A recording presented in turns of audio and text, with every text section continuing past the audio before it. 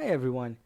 Today we're going to talk about URLs, which stands for Uniform Resource Locator. Every URL is unique to its own, so you can take it as a unique identifier. You use this resource to get the information needed from a web page. Take YouTube as an example. I have that loaded up right here. Using youtube.com, I'm using the URL to retrieve the data that I've requested. Take that as an example, which is either to watch videos, YouTube Shorts, or even upload videos for my channel. And that's, it can be set for anything. You go to Amazon to shop, and that's the data that you're requesting. You go to Facebook for social media, and you use that data. You ask Facebook to retrieve that data for you that you requested, but you use the URL as a destination to go to. So I'm going to show you real quick of the format that most URLs follow. Right, you'll have the protocol, which will be HTTP or HTTPS. You have the host name. For our example, that's YouTube. And then you have the port. And now, in normal cases, you don't need to assign a port number. Since generally speaking, HTTP is using port 80 and HTTPS is using 443. However, if your port number differs from those two that I just mentioned, then that's where the port number will be placed after the host name. Otherwise, your site will not load. And then we'll explain a bit in a bit on the path and the file and the query parameters. So just want to say that the URL is automatically built whenever you engage with the web page. And for example, if you are searching on YouTube, you can see that the URL is different compared to when you will click on a video. So we're going to click I already have that loaded on a search-based tutorial for YouTube. Now, if you look at the URL up top, you can see that the protocol that is being used, it's going to be HTTPS, followed by the host name. In our case, that's youtube.com. No port number is needed for this. Remember, it doesn't differ from 80 and 443 as we mentioned earlier. So this way, since it's not hosted on a non-standard port, we don't have to place the port after host name. So after that, we can see the path. In our case, the path for us is results. That's getting pulled up from the directory. We can then see the question mark, which is the query.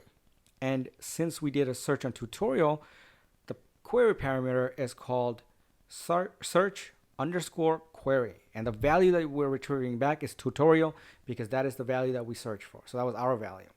Now we're going to go ahead and click on the video, any one of these videos right here, and the path will be a bit different.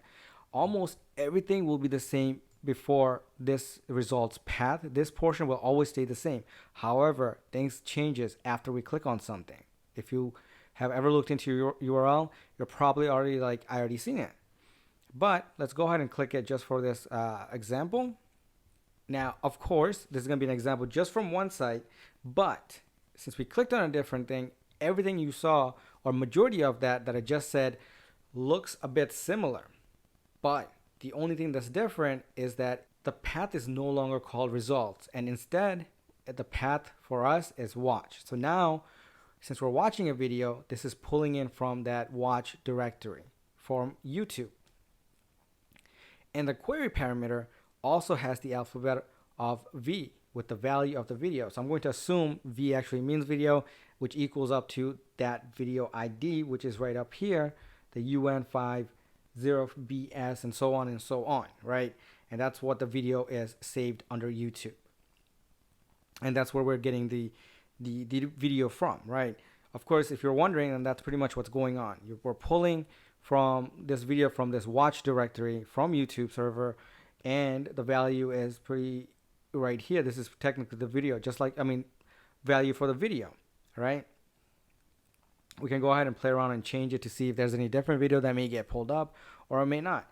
But whatever the case may be, that's the value we're getting for this particular video, so it's unique to this video particularly. But this is just an example from one site. Other sites will have different paths and parameters that may not look similar to YouTube URL, since some might be longer, some might be even more shorter. But the format we just went over today will follow the same guideline that we just talked about. Before we go, just want to mention the longer portion of the URL. Take Amazon for an example. When you click on a product, if you click on a product, you can see that the host name and everything will stay the same. You'll see the protocol, you'll see the host name. But after that, the path that it's trying to get the product from might differ from when you first went into Amazon. Everything will have a unique value to it that's pulling from the server. And it's pulling from the directory, the path that Amazon will get the information for you.